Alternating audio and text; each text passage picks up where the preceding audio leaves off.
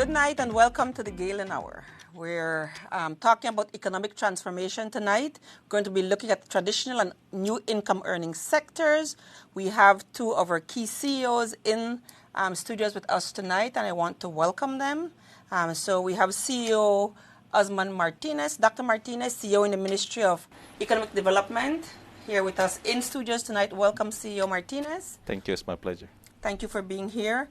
We also have Mrs. Nicole Solano, CEO in the Ministry of Tourism and Diaspora Relations. Mrs. Solano, welcome. Thank you. Good night. Good night. So thanks for having us. This should be a really interesting night, Gabby. Welcome, Gabby. Thank you for coming through all this rainy weather to Belize City. I was kind of worried and saying, maybe you want to stay in Belmopan, but it's good. So this is the first time we have everybody in studios, both our guests and both hosts. So welcome. Thank you. But I think this is appropriate because what we're talking about tonight is the state of our economy, looking at how our sectors are doing, looking what are new and emerging income earners, but hearing about really what's happening in our country. So we'll take a quick break, and when we come back, we'll get right into the questions. Stay with us. With our unique student-focused services, Galen University prides itself in doing everything possible to facilitate the success of Galen Eagles. The flexible payment plans, student loan options, and Eagles scholarships make Galen affordable, accessible, and attractive. Treat yourself to the gift of a Galen education. Apply today and secure your spot. Come soar with the Galen Eagles. Visit our website at www.galen.edu.bz or give us a call at 615-3129 or 614-6415. Galen University's Institute of Hospitality and Tourism is excited to announce that registration is now open for a ServSafe certification course. This highly respected program sets the industry standard in food safety. Upon completion, you'll receive an official certificate from Galen University. Join us on November 9th and 10th, 2023 from 10 a.m. to 4 p.m. at Galen University's Central Farm campus. For more information, contact 608-3066. Secure your spot today. Welcome back to the Galen Hour. We have in studios again CEO Martinez and CEO Solano. So we're going to be talking about our economy, and we want to start with CEO Martinez. CEO, but thank you before I ask you a question. Thank you for partnering with Galen University, because what we're doing here tonight is in partnership with the Ministry of Economic Development. And I think it's an absolutely important and very valuable initiative. So, and tonight we get to hear from you about the state of our economy. If we can start there. Thank you, Diana. Thank you, Gabby. And those who are listening, pleasant good night. It's always a pleasure to spend some time with our Galen Eagles. There is a saying that once an eagle, always an eagle. Always an eagle. And that's me, Yes. So, and it's always a pleasure as well to be contributing and working in collaboration with academia. In this case, it's Galen University. And it's my hope that in the future we can also have involvement from the University of Belize, UWI. Why? Because education is, I have always said that education should never be part of sustainable development. Education is sustainable development.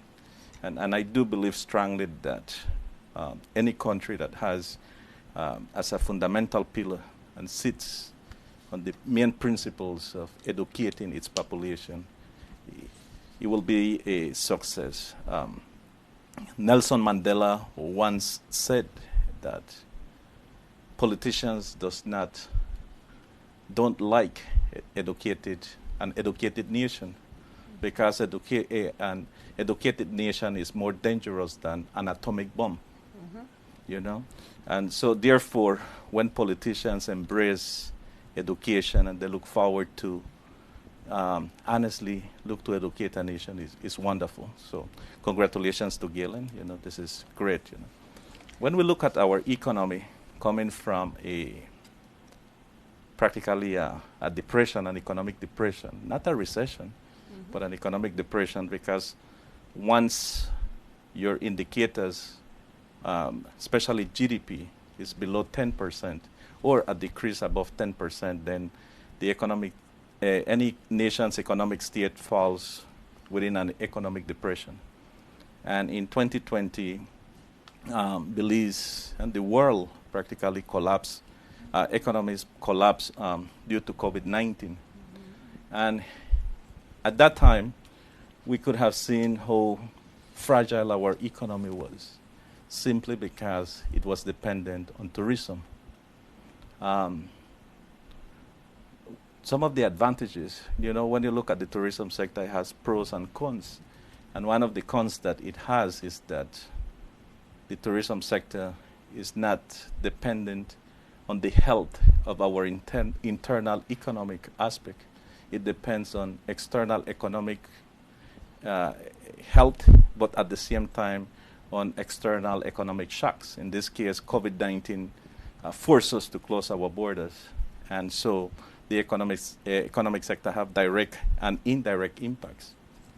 But there are other sectors now that have come into play. And when we look, for example, at the BPOs, and it's very interesting because for the history and the life of Belize, the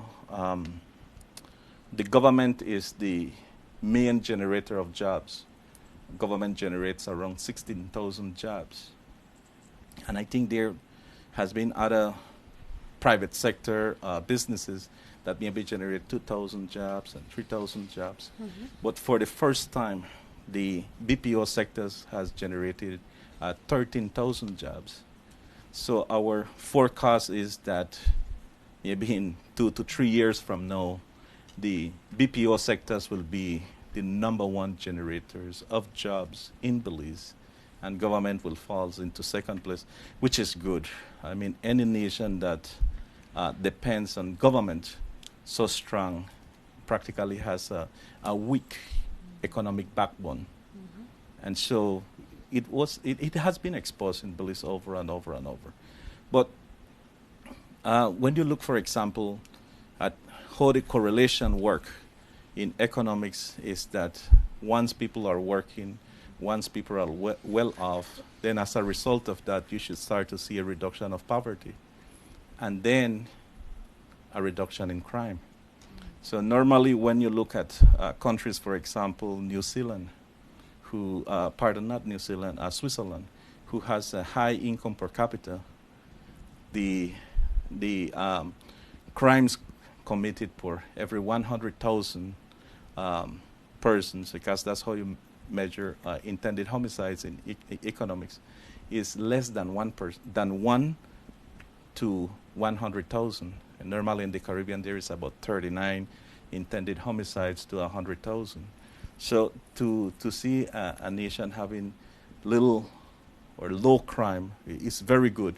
Why? Because again, it lends itself to investment opportunities. So investment into the tourism sector. And just to that, during the CEO caucus, CEO Solano and I, we were talking about the importance of continue to champion citizen security within Belize and in areas where we have our tourism activities, simply because that will give confidence to our tourists. I mean, any one of us, whenever we travel, the first question we ask is it safe to walk? So safety should be number one priority at all times.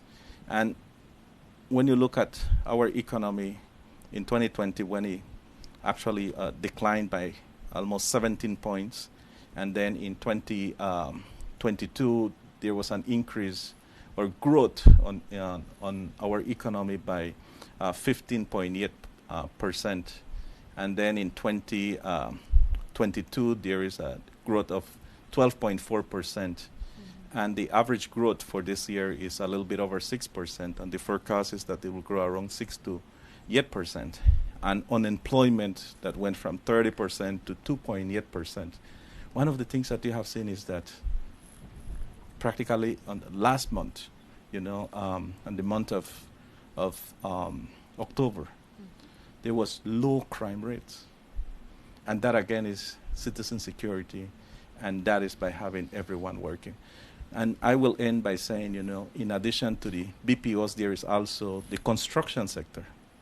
And it's in line a lot with what the tourism sector is doing in terms of bringing more investors, but at the same time, they will have to, they have their own strategy, their own recovery plan, which have been excellent. Mm-hmm. Thank you, CEO Martinez. Yes, you rightly indicated that tourism is one of the important sectors, and we know what our tourism industry went through. Well, the global tourism industry, what the world went through during the pandemic. Now we're post-pandemic, and as you said earlier, CEO Solano, we've seen a rebound. Could you tell us a little bit about our tourism sector? Yes, thank you very much as well. It's good to be here, and good night. Thanks to Galen, and good night to all the viewers. As CEO mentioned just now, tourism is linked to all of those sectors that he mentioned, and there's always an impact. There's some linkage or some impact. If you talk about agriculture, tourism impacts that. Construction, there's always a link, and that is part of the reason why we have to work so closely with our colleagues in all of the different ministries. There's a relationship to tourism, inevitably. Safety and security, one of the biggest ones indeed, as he had mentioned. Looking at where we are right now compared to pre-pandemic, we were pleased with the rebound that we've seen. We're not 100% back to pre-pandemic levels yet. And so when we look at where we are today, we look at 2019 numbers, right? 2019 is the year that we do our comparisons to. So year to date, if you look at January to September, October numbers aren't in yet. October just finished. If you compare January to September in 2019 and January to September 2023, we're about 92% in our overnight sector. So that means that travelers that come in and stay overnight, we're almost at the same number of arrivals as we were in 2019. And we expect that come the end of the year, we should be close, if not reach those numbers. As a matter of fact, September was the month that we saw back to 100% of 2019. So those indicators are good. In cruise, we're a little bit behind. If you look at the same number of months, January to September, we're about 76%. We do not believe that we will reach 100% by the end of this year, but for both overnight and cruise, October, November, usually it's around Thanksgiving, going into the Christmas season, and New Year's is when that's when we consider our high season. So we do expect things to pick up again, and as we go into the high season, or the busier months of the year, we expect to see those numbers go up. So yes, we do realize that in the tourism industry, these kinds of external factors, as CEO Martinez rightfully mentioned, impact on the tourism industry. Everything, the economic situation in our major markets, war, any of these international conditions in our markets affect whether or not people are going to travel. What we've found is that the international traveler in the United States, which is our major market, North America is our major market, which includes the US and Canada, these persons who are traveling internationally tend to not be affected as much by recession. So that is positive for positive news for the travel industry for Belize. Also, if we were to look at why people are traveling and why Belize has become such a, I call it a hot destination for travelers, I think the pandemic did have an effect on the type of travel that people are looking for. Belize, just by its very nature, is the type of place that people want to come to escape their normal routine and the way that they live. Our focus in tourism is sustainable tourism, which means that we are connected with people and planet. So the authentic, immersive experiences that people can have when they come to Belize are the types of experiences that they're looking for, and Belize is perfect for that. Yeah. And I think it's really important. Thank you to both the CEOs for setting up the context of where we are and how we got there in the first place as well. But I think the reason that we're having this episode, and especially this series, is because the MTDS focuses on strategic objectives, and this one is talking about economic transformation. Where we are, but also where we're going, and what are the next steps. So I guess I just want to ask from both of your ministries, MED, I come from MED, but the Ministry of Tourism as well, what are some of the policies or the programs or projects under your ministries right now that's driving that economic transformation, that is taking Belize to that next level or that next step in terms of our economy? So I guess we can start with you, CEO Solano. Well, I'm glad you asked that. First of all, our Minister of Tourism is very driven and challenges us every day to make sure that we are pushing forward. We can't just accept things as they are or continue doing things as they are. We have to elevate the industry and we have to move forward. If I could just give you a brief overview, the Ministry of Tourism and Diaspora Relations is the Ministry of Government responsible for governance, planning and policy development. We have two statutory boards, the Belize Tourism Board and the Board of Management Agency. So our main two main technical units within the ministry would be tourism and diaspora relations. I know that the conversation is mainly about tourism tonight, but I just want to say that diaspora relations is also an important part and an important, the Belizeans living abroad contribute significantly to the economy as well by way of remittances, and not only remittances, and we're talking about 150 million a year, Belize dollars. They also provide on an ongoing basis, donations, and they provide supplies, and they give laptops and medical supplies and a number of things over the year. We've seen an influx of about 3 million in donations alone already. So I don't want us to discount that, and Belizeans living abroad come home as tourists. So they're coming home. A lot of Belizeans are excited about enjoying Belize as a destination, and even though they come to see family and friends, they want to go to San Pedro and Kikaka and Placencia and Punta Gorda and Cayo and Hopkins, all of the areas within the country to enjoy what it is that they're seeing in the international market. So that is a very important aspect. From tourism and what we're doing, the Belize Tourism Board is the agency responsible for the execution of all of these plans that we've put in place and all of the regulatory framework that the ministry is responsible to. We work together as a team, so you will see like the ministry and the BTB working very closely together moving forward. We are focusing on implementing a number of things. We're updating our National Sustainable Tourism Master Plan right now, and there's a significant amount of focus on training and development. We understand and recognize the need to build capacity, so that's one of the things that we're doing. Marketing has always been one of the major mandates of the Belize Tourism Board, and that continues to be the case. But infrastructure development is where we're looking at right now. We know that we need to improve the tourism infrastructure throughout the country in the main destinations. So investment in that area in order to make sure that we can continue to not only receive additional tourists, but make sure that when they come, they have the type of experience that they expect, so that they can return, and also spread the word that this is a place that is value for money. We're looking for high value, low impact travelers, and we have to be able to provide to them. Safety and security, as CEO mentioned, very high on the list. Aviation development, we continue to work with our partners in the Ministry of Civil Aviation as well, and other partners to ensure that we can attract new airlift and new routes into Belize. Very important part of what we do. So those are the main areas of focus really at this time. And then I guess CEO Martinez as well, we have, a really good idea of what's happening in the tourism sector. And as, Ms. D mentioned, that's only one part of the productive sector and only one part of the economic ecosystem of Belize right now. So I guess CEO Martinez can also speak about the larger economy and what kind of policies and programs are we doing to drive that transformation in that area. Yes, we are privileged that at the Ministry of Economic Development we look at all the macro indicators. Tourism is only one of the indicators that we look at, and then we have to analyze the data, work very closely with the SIB, which is the Statistical Institute of Belize, which is under the Ministry of Economic Development. and based on the data that we receive, then it helps us to look at the different indicators that we should work and policies that need to be produced so that we can continue to enable a friendly environment for economic transformation. When you look at economic transformation, it's a broad word.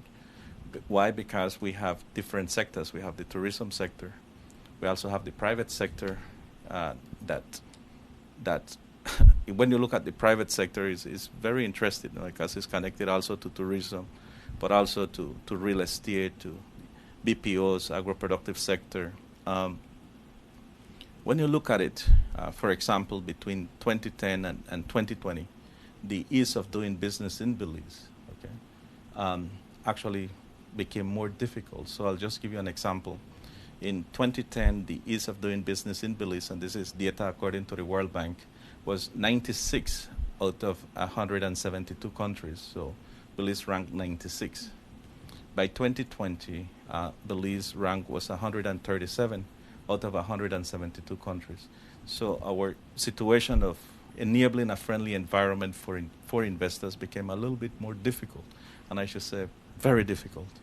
So unfortunately, the World Bank stopped using that indicator to continue to measure the ease of doing business throughout the whole world, And we do hope that a new instrument will be produced so that we can look at where we are, because it's important to monitor and to be realistic where we are.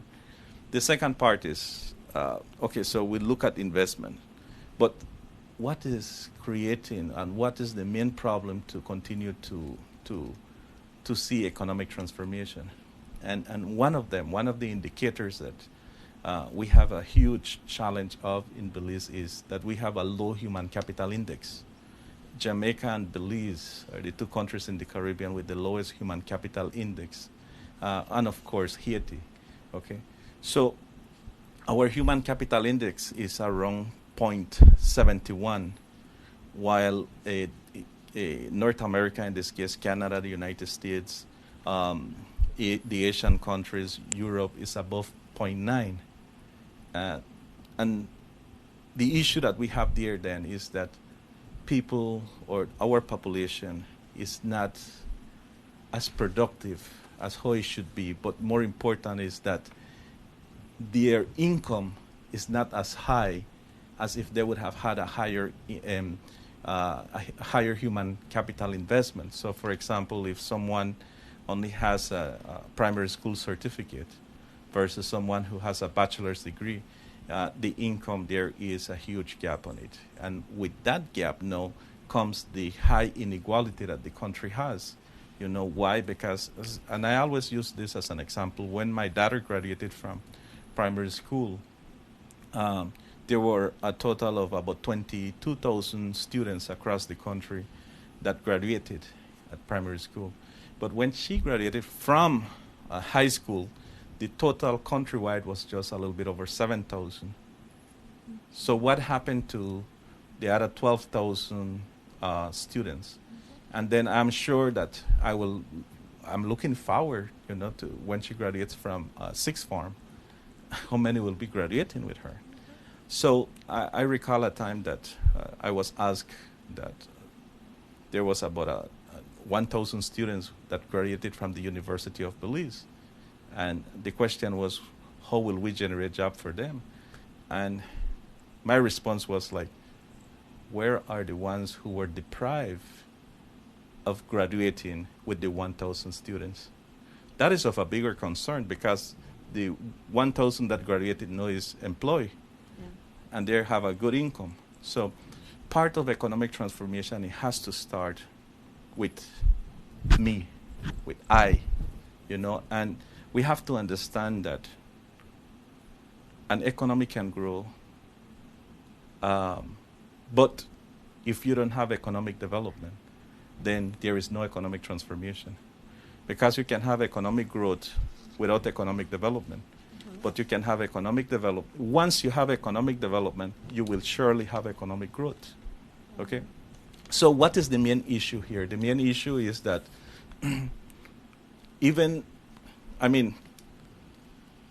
when you look at an economy, all of us are an economy here, and we are part of the economy, and we contribute whether it is positively or negatively. So if we produce negatively, we will be sent to the central prison, and we create job to the administration there. We create job for the judges, police, and all the guards.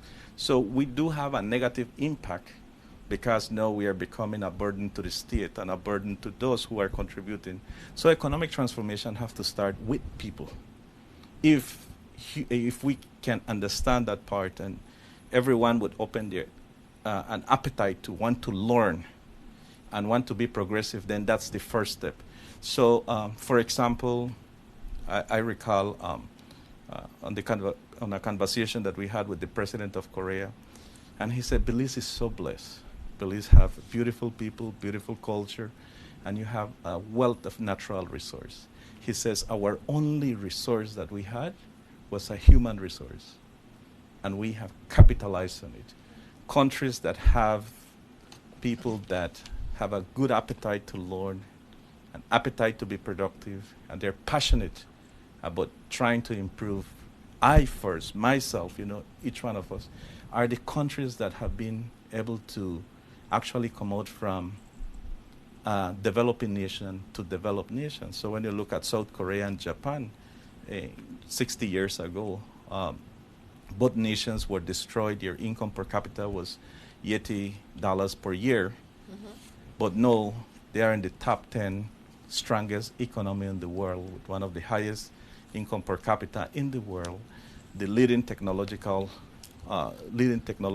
when you look at those countries, they are the ones who lead and dictate the pace of technology. Mm-hmm. So that's the first foundation. Then the second is, how can you generate a friendly environment for everyone to have access to education? Then you move on now to investments, because there must be an incentive. No one moves without incentives. So when you look at a basketball player or any athlete, their investment is that whenever they score a goal or do a beautiful 2-pointers or 3-pointers, the crowd claps for them. So that's an incentive. Everybody wants to win, and that's why you have a trophy when you win, if you win a competition, because there is an incentive. So, but what should be the incentive is that you should have a job. So historically, one of the main issues that we had is that you would say, I have a bachelor's degree, but I cannot get a job. So there was no incentive of why I should continue to study. So now you start to mix what the government's responsibility are and what the individual responsibility are. Both have to be responsible. Government should enable a friendly environment. Individuals should have a sense of having a good appetite to learn. But when you look at economic transformation, it starts with people, enabling environment, investment, and then to continue to diversify on your sector. And not the last thing, but an important part of it is how can you generate more transactions within our ecosystem before our currency exits our ecosystem. So these are the things that we have to focus on to continue to grow and to transform our economy. A lot to absorb. Yes, but it's a big deal. Looking at, I'm so glad that you, and we talked about this a little earlier before we started, that you focus on all aspects of what contributes to the economy and the transformation of the economy. Because sometimes when we think about that, we really think it's a job one of the government, then we also think very limited and not realizing that as individuals, as you just said, we play a key role.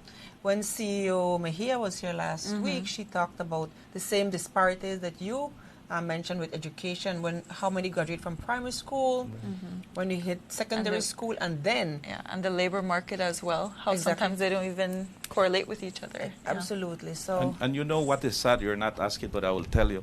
What happened is that when government do spend, because remember, when you're in primary school, it's an investment. And investments that the working class is paying for.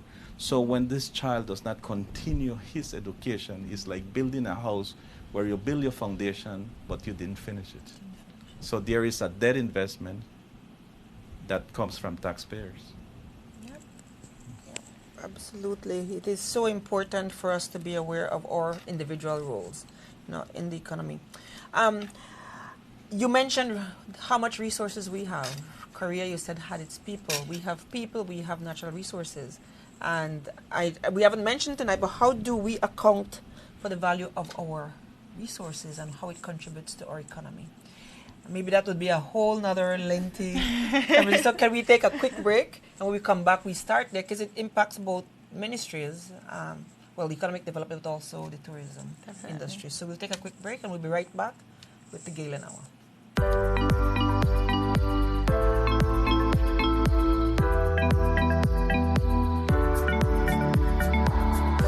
Race is on fire. These guys have some top speed of over 29 miles an hour as they blaze. Oscar curious about that. Oscar doesn't want to go home. Oscar curious, the 2023 cross country champion. Look at the field.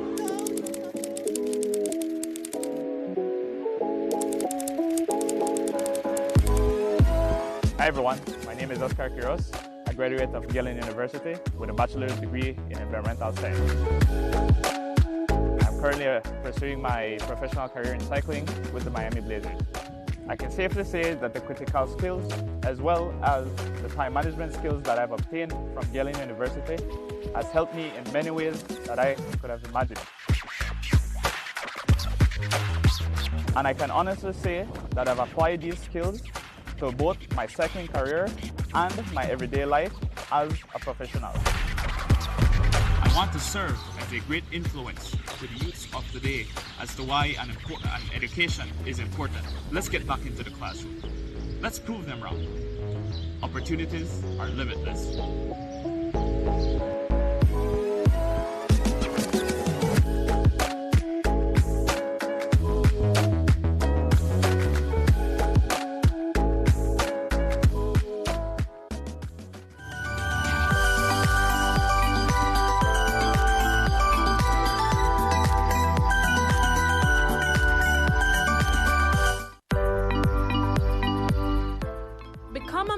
Of the Galen Eagle Alumni Association. Reconnect with your fellow classmates, rediscover the Galen Eagle spirit, and reawaken your inner eagle. Come home, come celebrate 20 years of excellence with Galen University. For more information, contact us at 615-3129 or 614-6415. Welcome back to the Galen Hour. We're talking with CEO in the Ministry of Economic Development, CEO Martinez. We also have with us CEO Solano in the Ministry of Tourism and Diaspora Relations. Welcome back. Welcome back to our viewing audience. We left off just before the break talking about how our natural resources contribute to the economy. And that's a huge discussion all the time. How are we going to balancing growing the economy, but also taking care of what we already have and our natural resources and sustaining that? So I think that's a question for our guests, not for us to answer. Our guests. So tell us what we're doing, how we're doing what we're doing, and how it really impacts and fits into your ministry, CEO Solano. Well, our approach to sustainable tourism is based on the natural and cultural assets of this country, which are resources that we have to protect not only for us today, but for generations to come. So that's what sustainability means, being able to utilize these natural and cultural resources over time. So we have to protect and conserve. That's a big part of how we approach tourism development. And there's always a question about, how to develop, because regardless of how many travelers you have coming in, whether it's Belizeans or international travelers, there will be an impact on the environment. When you have people on the reef, people on the archaeological sites, people hiking through protected areas and reserves, there's an impact. So the most important thing for us to do is to be able to minimize that impact, which is why I'd mentioned earlier the need for high-value, low-impact travel. The opposite to that would be mass tourism, which is something that we don't want. We want sustainable tourism going forward. So in the tourism industry, we try to look for and encourage business development around those aspects of tourism. The majority of our tourism sector is made up of micro, small, and medium enterprises. Even our hotels, majority of our hotels are small hotels.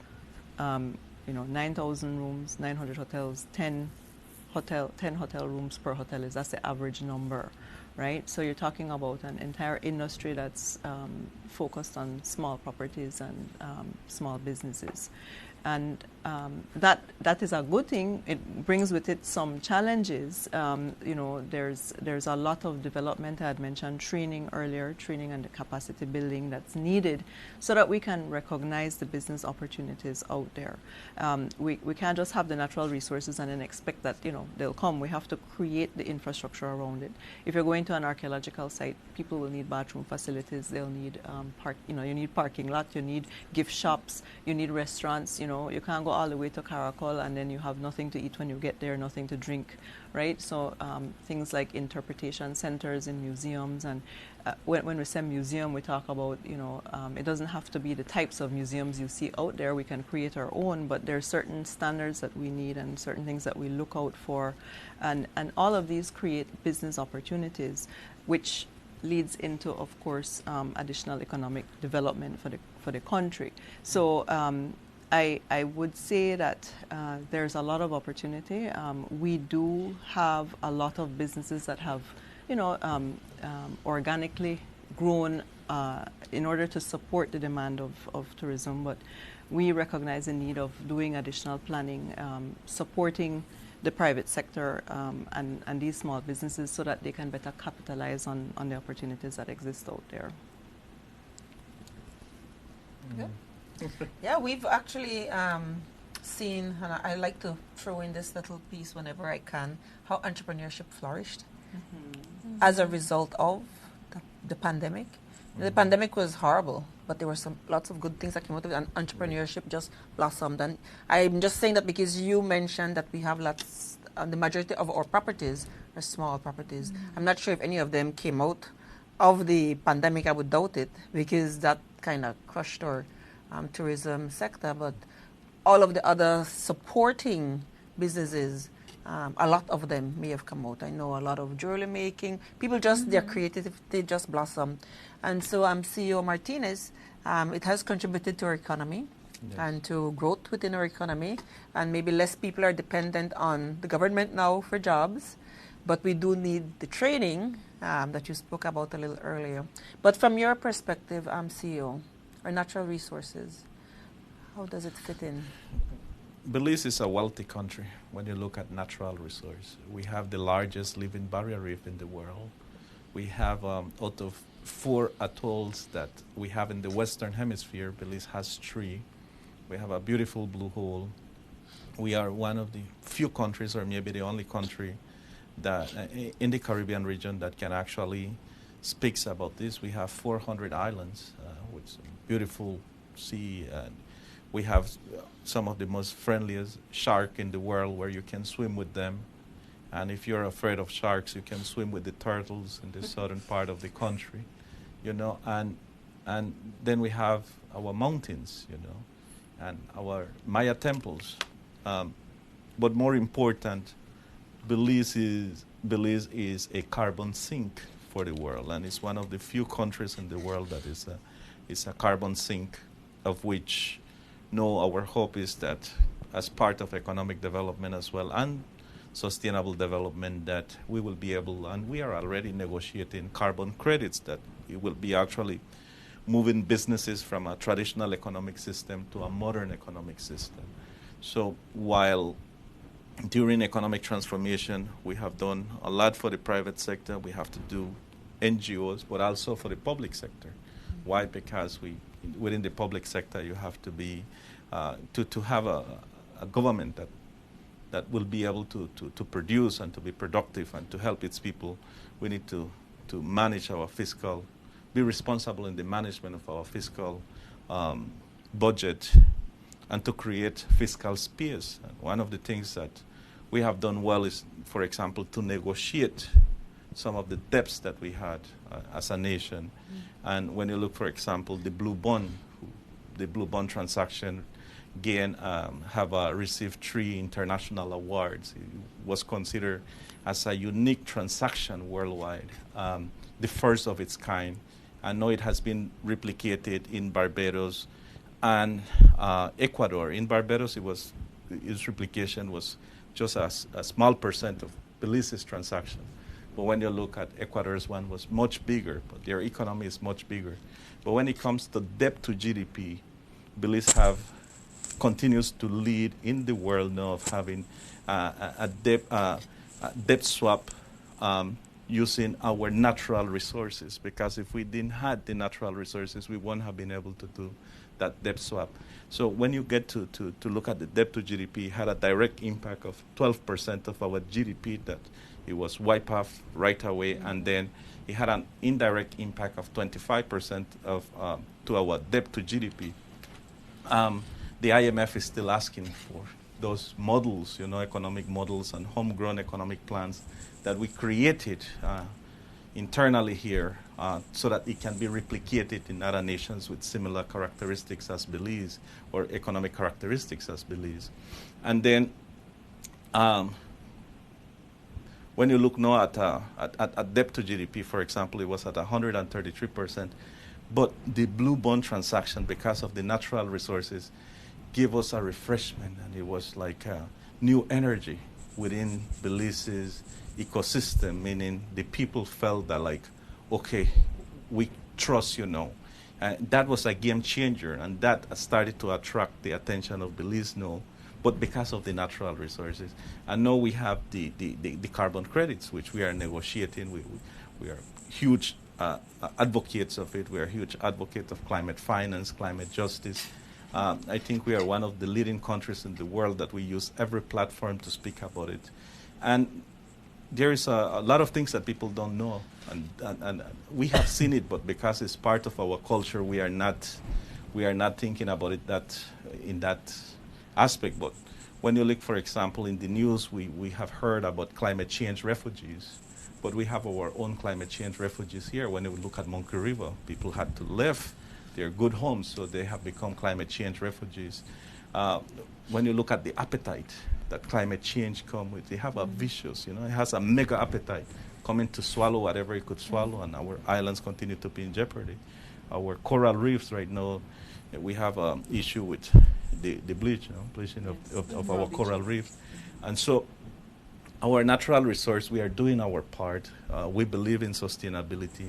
We believe in protecting our natural resources, but at the same time, no, we need to start to think not only about mitigation aspect, but adaptation. So why? Because climate change is real, hurricanes are real, drought is real, flood is real, and we have to move into these different aspects of it. And the sad part is, while Belize have done so much and have gained so much from our natural resources, we also we have losses of about 7% of our GDP because of the impacts of climate change to Belize. And when you look at Belize climate risk globally, Belize is actually, it ranks 5 out of 162 countries in the world. So when we talk about vulnerability, Belize is a high-risk country to climate change. And so it's just important to note that while our natural resources are there, it is also our responsibility to get it. But then I will leave you with one important thought and question. The thing is, and the question that have always come up is like, how is the natural resources and the beauties that we have feeding the poor people of Belize? How many poor people, or how many people that fall within the population that is poor, have ever visited the barrier reef and swim and enjoy it, or swim with our beautiful sharks? And these are the things that we need to start to capitalize on, where we can do the trade of carbon credits so that these monies can be invested in health, education, citizen security, infrastructure development, housing programs, feeding programs, and where you can transform people's lives.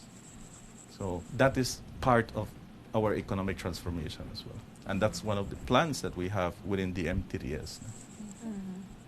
I don't don't think there's any, I think they said it right. I don't think there's any economy to even think about transforming without sustainability or without thinking where Belize stands in regards to our natural resources or where we are right now. I think a lot of it's based on actually those things, and so they're both right with that. Absolutely. And so, yeah, I was going to. More and more people in the world recognize that. And so I think CEO was right in saying that as local travelers as well, we need to be able to enjoy our country and what it has to offer, move from where we are in the cities into the areas that are more nature-based, and that connection with nature is what we need as Belizeans and what our visitors need in order to remind us about that connection and just how precious it is to our very existence, and the value that it places on, that we rely on these natural resources for so many things.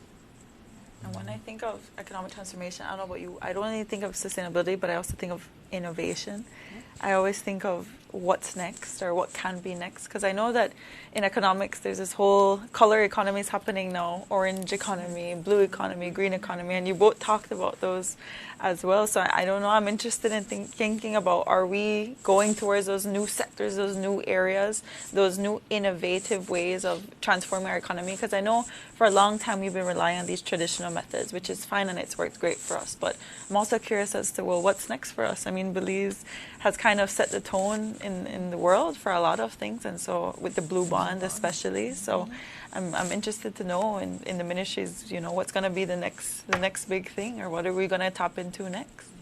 Well, I could comment on the orange economy just a little bit, because obviously the cultural aspect of Belize is very important from a tourism standpoint. So how do we take these cultural attributes of Belize? And when I talk about culture, you're talking about music, art, all of the food and the culinary aspect that is so unique to Belize.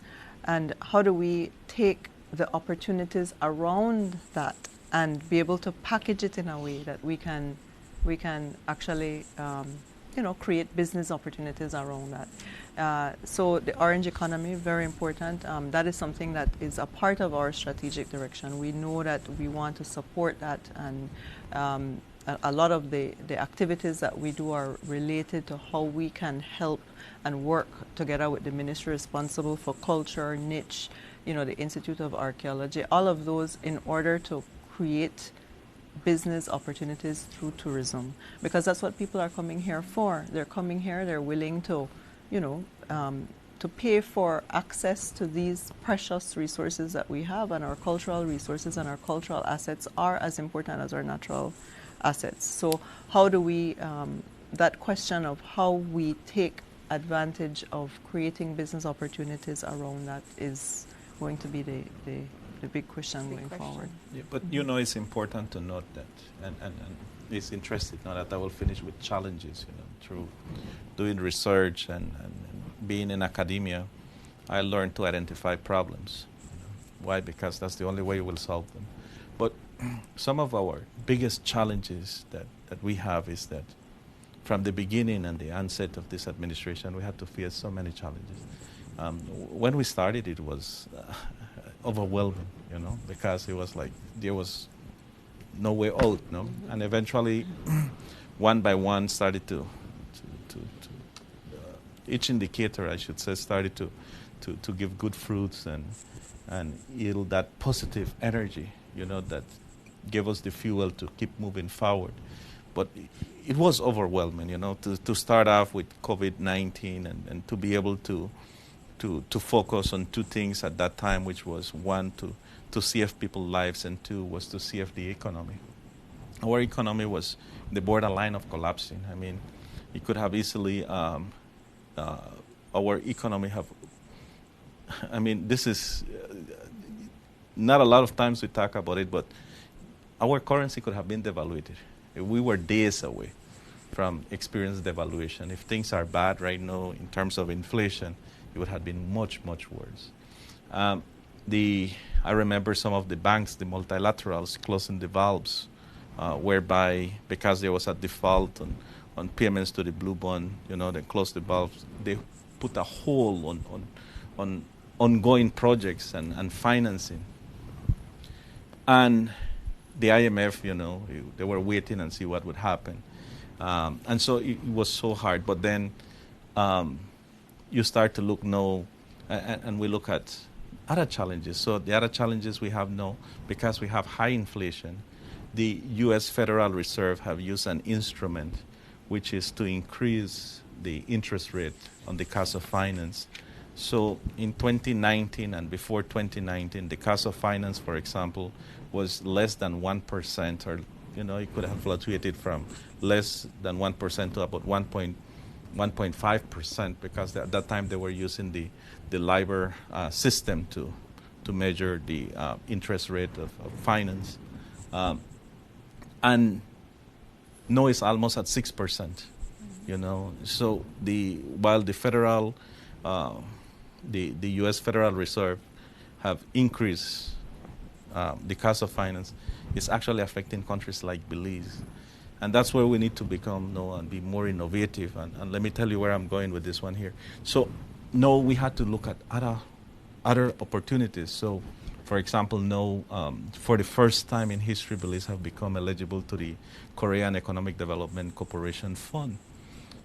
Practically, and I must say that our negotiations were successful when you look at that a country actually changed the rules and the criteria for a country like Belize to qualify, because Belize would have never been eligible if the present criteria that Korea had. Now, what is the interest rate for that? It's 0.1%. Okay, and now we were in Marrakesh at the World Bank annual meetings, and our main objective was to meet with the G7 countries to lobby for an application that we submitted to the World Bank, which is the IDA. IDA means the International Development Association. IDA's program that falls within the World Bank. So there's a lot of technicalities. So, for example, the IDA programs is there to assist small island development states. So under the United Nations, Belize is considered a small island development state. But under the World Bank, Belize is not considered a small island development state. So we did put an argument, and the application was submitted in March of 2022. We did put an argument, and we have been back and forth until we managed to convince the World Bank's management at the vice president level. And so they came to Belize and looked at it as a good opportunity. And now, anything can happen, but I'm confident and I have good feelings that, and I'm being cautious in the way I'm saying it. I'm not here to celebrate yet, but, from the feedbacks that we got is that the IDA's board deputy directors of IDA will meet in December, and it seems like Belize will become eligible to IDAs. Now, what does that mean to Belize? No, that we will continue to get access to finance that is practically grants and highly concessional, maybe less than 0.5% interest rate. And why I'm saying this is because the government would want to do more. We would want to do more in terms of economic transformation. And one of our main things is to close the gap. And CEO did speak about there is a gap that needs to be closed in the tourism sector. So, for example, we need to continue infrastructure development in the tourism sector, service, to increase to upskill and reskill the labor force that we have within the tourism sector and all the other sectors, the agro-productive sector, We have issues with utilities, we have issues with solid waste management, exactly. Water waste management and all of that. So absolutely all of those things impact on the industry. So very good. And you would look, for example, at BWS, wanted to do some expansions in North Hamburgues Key. When you look at San Pedro, it's only about less than 50% of the island practically is developed. We still have about 40 to 50% of area there that can be developed. And when you look at San Pedro, it's almost the size of Barbados, meaning that we can have a whole country if it will be fully functional. But for that, you need sewer system, you need water, you need energy, you need road infrastructure. You need everything in place, And so, but because of the high cost of finance for the government, it has been really difficult to do as much things, even though I feel comfortable that we're doing a lot, but I'm not satisfied that we're doing enough. That's right. You said it. Yeah, this has been really interesting. We have 5 minutes. It's been such valuable information, though, and I mean, we've just touched the tip of the iceberg in terms of what we can talk about respect to our economy and economic transformation, and we know how important tourism is. So, unless you have any other burning question, I'd like to give our guests an opportunity to give their last remarks, your last words, your parting shot. Well, I definitely do appreciate the opportunity to talk about the tourism industry, and I think COVID was really the opportunity for us as a country to see how important tourism was and for everybody to understand the impact of tourism on the economy. We're talking about approximately 50%. I round it up, CEO, I know you want to correct me, but approximately 50% of GDP, right? And that's because we're counting direct, because there's direct, indirect, induced. When you have people employed, they can go ahead and, have that buying power, and that also contributes to the economy.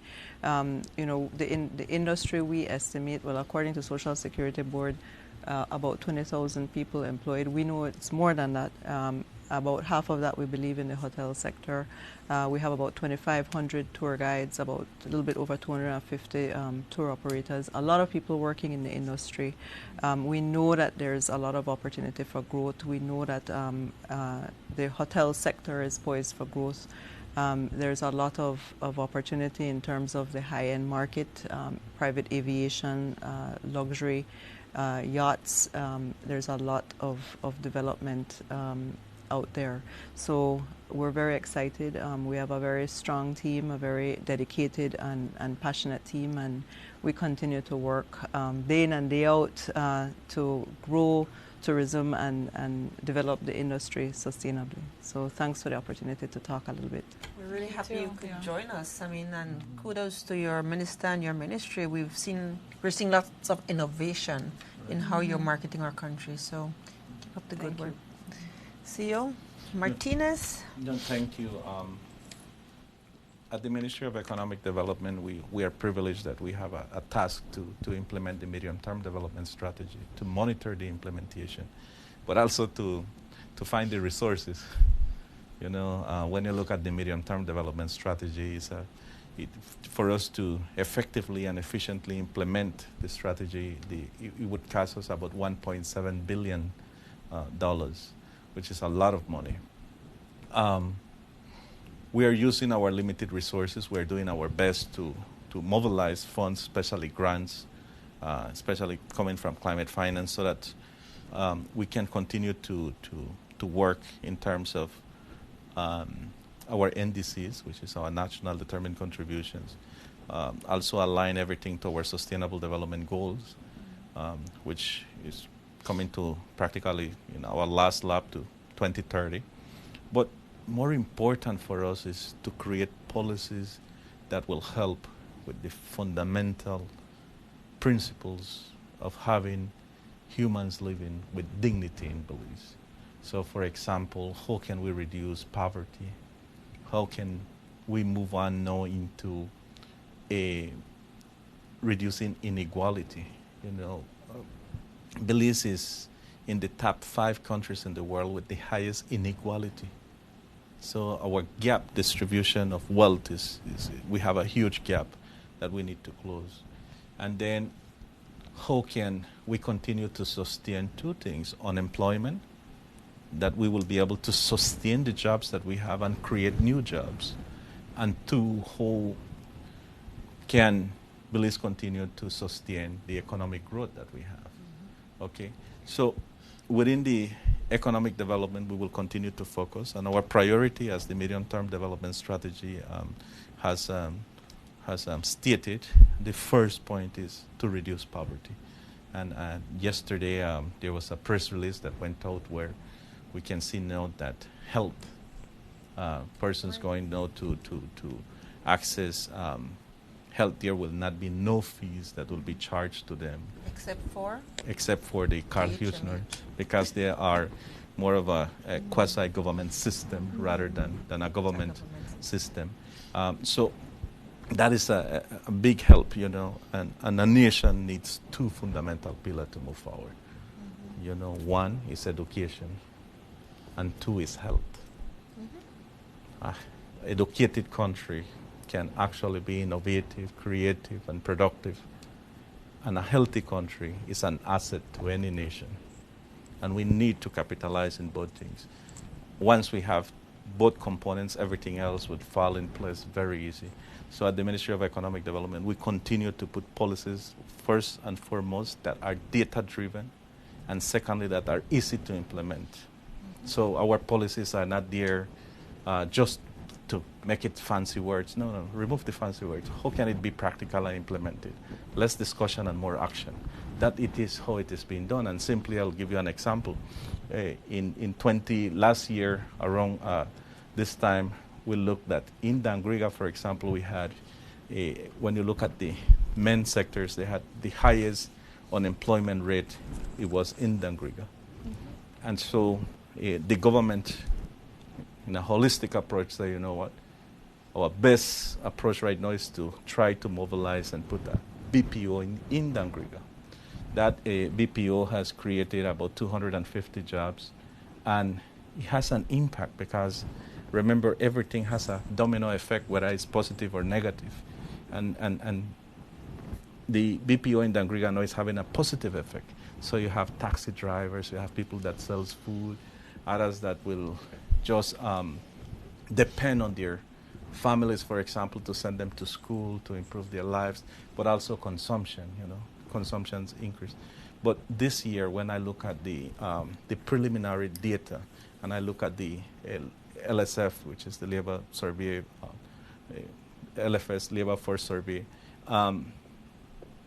there is a decrease now on unemployment. And so we want to continue to make our policies practical, and more important, that it will have an impact on the individuals. It doesn't make sense if we do A, B, and C, and it doesn't have an impact on the Belizean people. Yeah. And that's our main aim. Yeah. Wonderful. Yeah. I don't have anything to say because my CEO said it all. Yep. Wonderful. Yeah. I enjoyed this discussion. I hope our viewing audience enjoyed it and took away all the valuable information you shared. So we've come to the end of tonight's Galen Hour. Remember, no Christmas before 19th. We're in November. No jingle bells until we've celebrated with our... You said Dangriga as your part of your parting shot, and I had to throw in that. Culture as well. And culture, yes. Big for us in Belize. So we definitely look forward to celebrating this entire month. Yes. It has been an absolute pleasure to have CEO Martinez and CEO Solano on with us tonight. Thank you, Gabby, for coming all the way to Belize City. It's always good to have our co-host in studio. We come to the end of the Galen Hour, but we'll be back here same time, same place, next week, Wednesday. Please join us. The Galen Hour is a production of Galen University. It focuses on academic excellence, sustainable development, and lifelong learning. See you next week. Thank you for joining us, and good night.